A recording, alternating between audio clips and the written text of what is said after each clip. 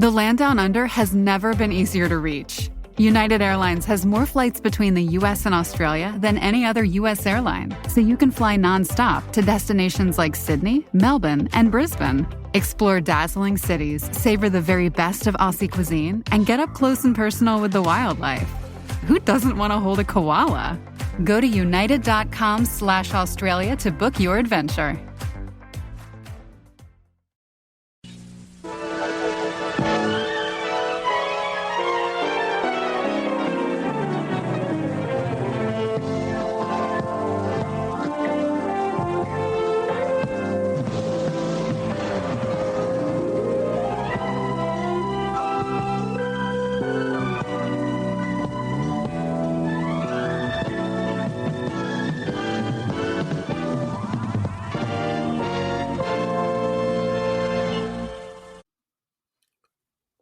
Hello, everyone. It's time for Vanish Chicagoland Stories, the podcast.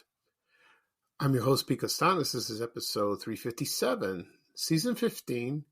Today's date is August 31st, 2024, and welcome to the show.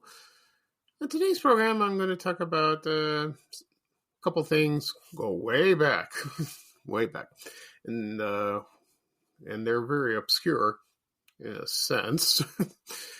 One, I'm going to talk about a man, his name was Eddie Doucette, and he was a chef, a very famous chef on television, and also he owned a restaurant in the early days, like in the 1950s. I think that's the only one he owned. Don't get confused with the other one that used to be the announcer for the Milwaukee Bucks. I think that's his son. I'll get into that in a moment. Also, I'll talk about the 60th anniversary of the switching from WNBQ to WMAQ, that's on Channel 5 in Chicago. And I found an article explaining why they switched it. So, happy anniversary. So, it happened 60 years ago today, folks. That's very interesting. Okay. Right now, the program will go into a commercial break. This program is brought to you by Tylenol. Yeah, do you understand that? It's from Tylenol, but it added a CO in front of it. I'll explain why after I play the commercial. So here's a commercial from 1985. And so sit back and relax, and I'll be right back with the show, folks. Thank you.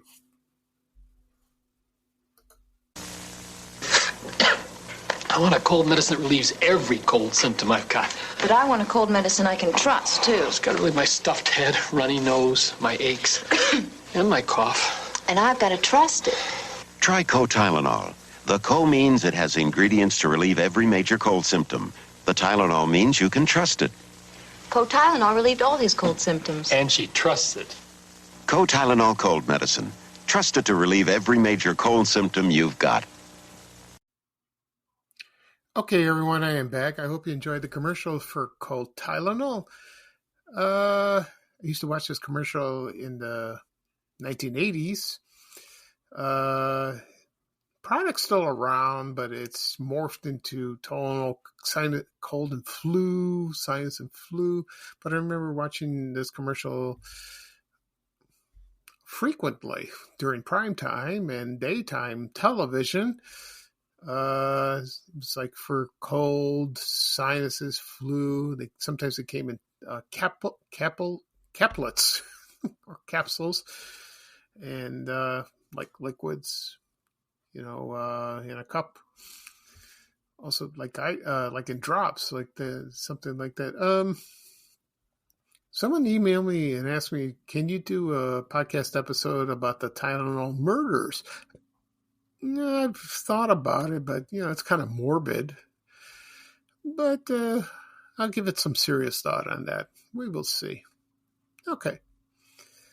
At the beginning of the program, I mentioned I'm going to talk about that Chef Eddie Doucette. He had his own TV show, and he owned a couple of restaurants in the Chicagoland area. Also, I'll talk about the 60th anniversary of the transition of the call letters from WMBQ WMBQ to WMAQ-TV Channel 5 in Chicago. First off, I'll talk about a couple things. I posted on Facebook that I have a surprise for everyone, and I won't reveal it here. I'm gonna wait for a while, probably next week or a couple of weeks. It has to do with my health, so it's good news. It's really good news. I'm excited, so I will reveal it later on. Also, second, I received a beautiful letter from John Dispenza III. He was the grandson of John Dispenza, the founder of Dispenza Castle of Toys and Kitty Kingdom, and he sent me a lovely letter, and along with the letter was a token, the original tokens. Oh, I'm going to treasure this forever. And I posted pictures of me with holding the token and also the token itself. So that's kind of cool. I would treasure it very much. So thank you, John, for sending me. Maybe I'll send a letter to him and thanking him for that. You know, he asked me because I did another podcast episode about the toy store, and so I think he listened to the last episode, but there was another one I did previously, so I'll send him the link to that. Okay, we will see. All right. Right now I'm going to talk about Eddie Doucette, and you're asking, who was he? And a lot of people get confused with the announcer of from the Milwaukee Bucks. I think, yeah, he was an announcer. He was there for many years. I think this is his son. I could be wrong. I'm not sure. You know, I tried to find information, linking the two, but not really. So I assume he is, because according to some comments on Facebook, the Eddie Doucette that's the announcer, he went to Evanston High School in Evanston, Illinois. So I assume it's his son, so I don't know. Anyway, so the chef, he had his own TV show, and he had a restaurant called I keep forgetting about this, so I gotta find it. And it's called Pancake Plantation. And the two locations were on 2601 West Touhy Avenue in Chicago. That's in the West Rogers Park area. I think it's West Ridge. I could be wrong. Or West Rogers Park.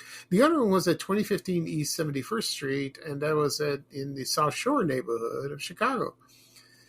And I don't know when it opened, and I don't know when it closed. No idea. So I don't know much I don't have information about where he was, when he was born, where was he born, and all that. And he just showed up. And so he had a TV show called Home Cooking, and it ran for 1 year. And it premiered about 70 years ago on WMAQ Channel 5 in Chicago. And it was on 1 o'clock in the afternoon. I just noticed this in the newspaper ad, and I just published that. So, then later on, there was a TV show called Bob and Kay. Okay. And let me try to find that for you. So, let's see. They were hosts of a talk show. One was Bob Murphy, and the woman's name was Kate Westfall. Should do a podcast episode about them. And I think they were on, let's see, about 12:30 in the afternoon. And then the cooking show, A Home Cookie with Eddie Doucette, was on 1 o'clock. It was on for an hour. But Bob and Kay were on for about half an hour, like that. So what he did was what most cooking shows do today or in the past. with Julia Child, with the Galloping Gourmet. He performed or, cooked on television. And he had some wonderful recipes. And I found a website that he cooked some marvelous recipes. And let's see, he made, one was called Casserole of Chicken, Miami. That sounded good. He made lobster bisque. Also crepe with, it was crepe with orange sauce, like that. Oh, that sounds delicious. And crepe Suzette, made those. That sounds good. He published a couple cookbooks. One was Tempt Them with Tastier Foods. That was one. They were available at IGA stores. Do you remember that? They're sort of still around in a way. That stands for Independent Grocers Alliance. But I don't know if they're still in Chicago or they're also in the United States. I'm not sure. Anyway, so he was like the IGA chef. Okay. And let's see. So he also had his cookbook available in Mayflower Foods. That's at the grocery store. They were like a couple of them on the north side of Chicago. They had that. So let's see what else. He made a lot of recipes. Lots of recipes. Let's see. So according to the website, it was according to the TV Guide, in Chicago. I'm not going to read all of them. Maybe some. He made a lot of them, like filet of sole Janine, fruit carnival, breast of lamb pinwheels. Ooh, that sounds interesting.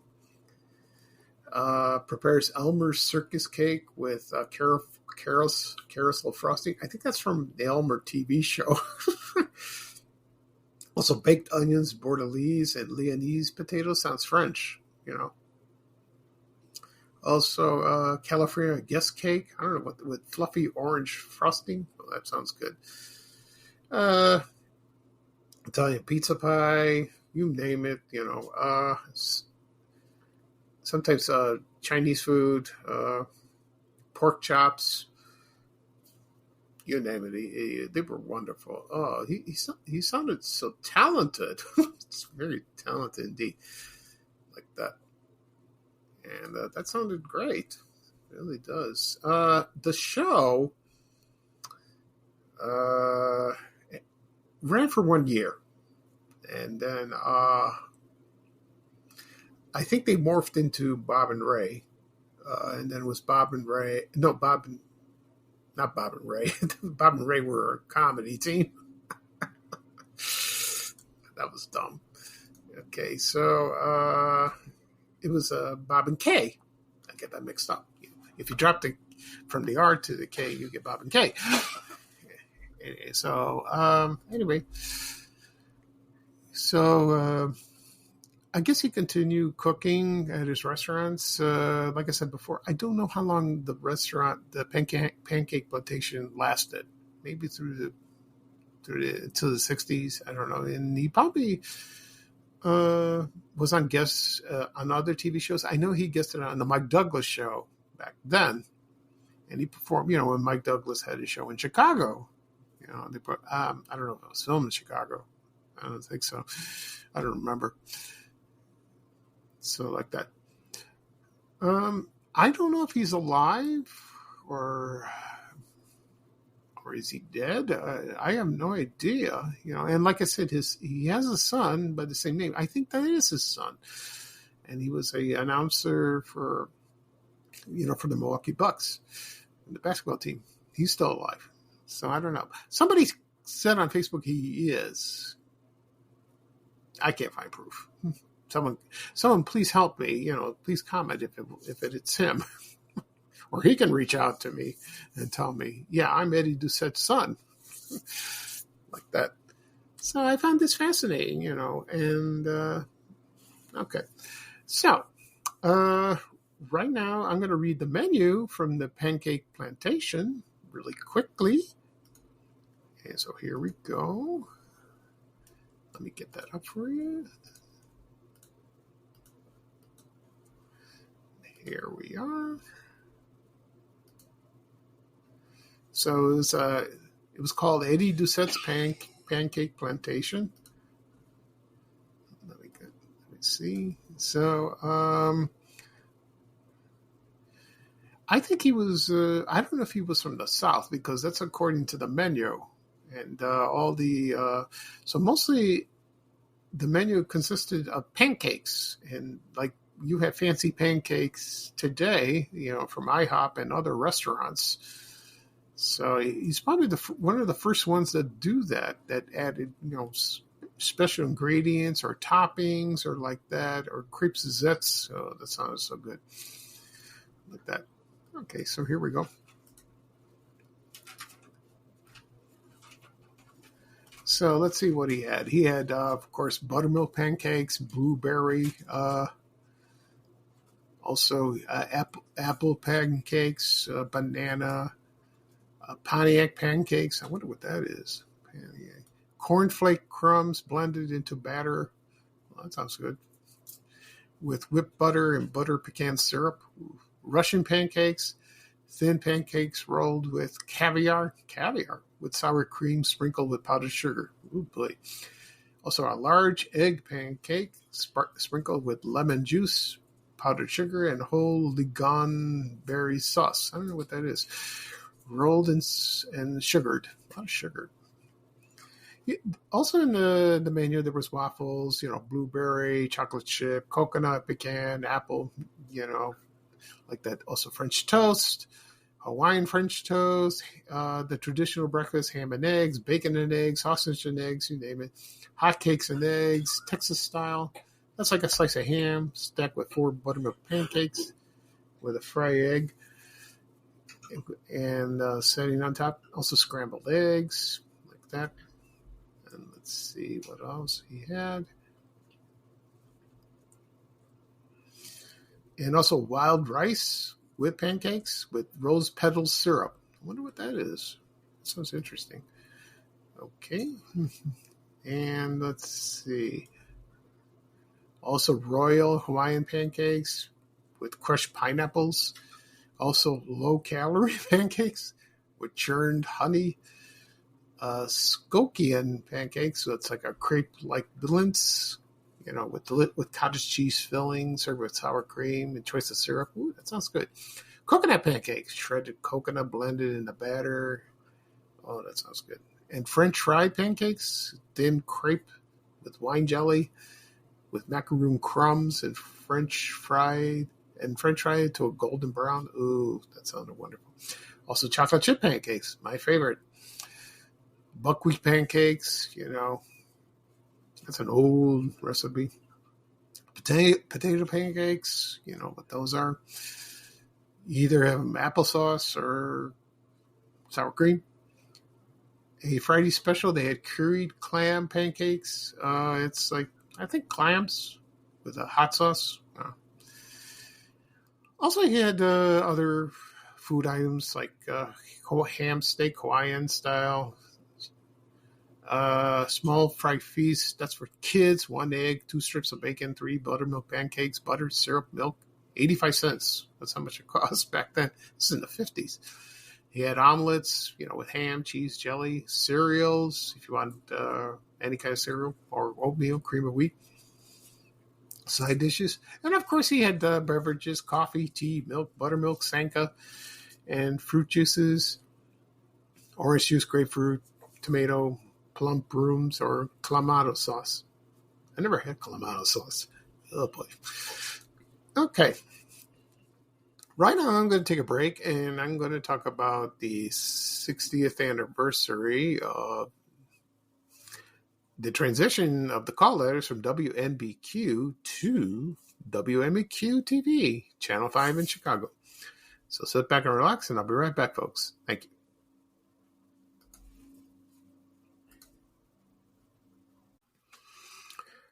Okay, everyone, I am back. I hope you enjoyed that segment, for Eddie Doucette, the famous TV chef from the 1950s in Chicago. There's a website you can look at. It's called Mimsy Where the Road Goes. I don't know what that is. It's on hobos, hobos.com/mimsy/foods/vintage Eddie /vintage/Eddie/ just do a Google search. You'll find it. And it's like, it lists some of the recipes and a lot of information about him. So, help yourself like that. So, that was fascinating to talk about. Okay. Right now, I'm going to talk about the 60th anniversary of the call letters of WMAQ that started from WNBQ and on Channel 5 in Chicago. Actually, the anniversary is today, August 31st, 1964. I found an article in the Chicago Tribune, and let's see. So it says here, the vice president of NBC and general manager of the TV station at the time, his name was Lloyd E. Yoder. And this is what he said. And he's been running at the time, this was from August 31st, 1964. And he's been running at both the radio station and TV station for 42 years. And so he says like this. So I'm going to read so this is what he says. I'm going to read what he says. So the identification of both NBC operations in Chicago, as long as they've been associated with quality broadcasting, that it seems only logical that both members of the NBC family should have the same family name. Okay, that makes sense. And then recently, they called WMAQ itself the new Q. Sounds like Q101, the radio station. Will introduce a lighter note in musical programming. Maybe many young people will like the new music, but maybe will like the many loyal longtime listeners insist it's much identified with rock and roll. Anyway, WNBQ is now WMAQ. Okay. That makes sense, so. But the funny thing is about it, WMAQ radio is no longer around. That's 670. That's a score. That's gone like that. And, I found some items on eBay that have WNBQ, like matchbooks, ashtrays, a lot of smoking back then. That was very popular. Or cards, like that. So it's fascinating. I love television history. I really do. I love it. I grew up reading about it. So, so most of the shows that were started in 1948, let me get this. Let me verify this. So WNBQ went on the air October 8th, 1948, and they had their 75th anniversary last year. And so, also, they also had WMAQ FM. I didn't know that, on which is now Q101. Interesting. That was a long time ago. So, so these, like in the old days, they had Cucco Frananali, the Today Show, which is still on, Stud's Place with Studs Terkel. Got to do a podcast about him. People send me emails about that guy. And then, of course, it rebranded to WMAQ, and it's stuck like that. Of course, we had the Peacock. The Peacock came in the late 50s. And it's, you remember like in the old days where the Peacock, it was colorful and all that, and it sprouts his feathers like that. That's kind of cool. I remember my first memory of that in the late 60s, but it was black. My TV was black and white. We didn't get color until 1974. Okay.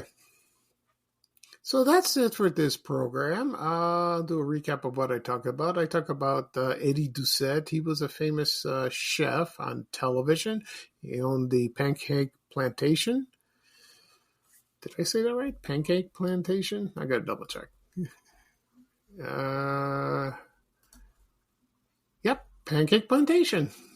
Pretty good. Nice going, Pete. They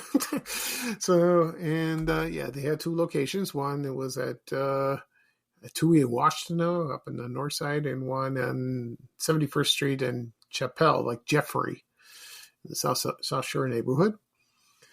And also I talk about the transition of the call letters from WNBQ to WMAQ-TV Channel 5 in Chicago.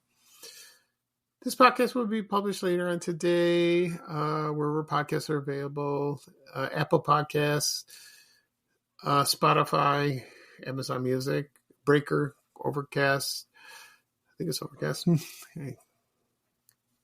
Yeah, we'll see about that. Sorry.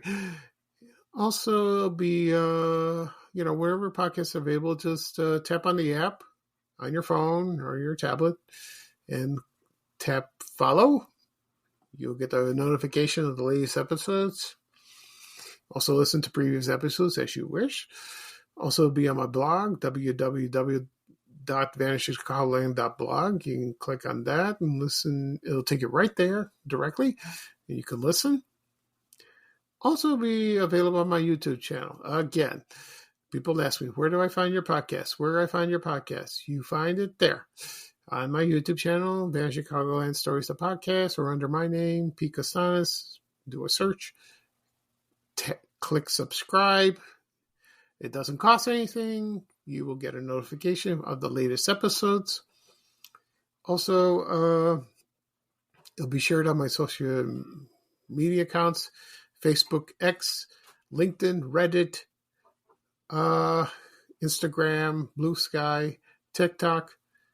I don't know what the other one was. I can't think of it. Threads.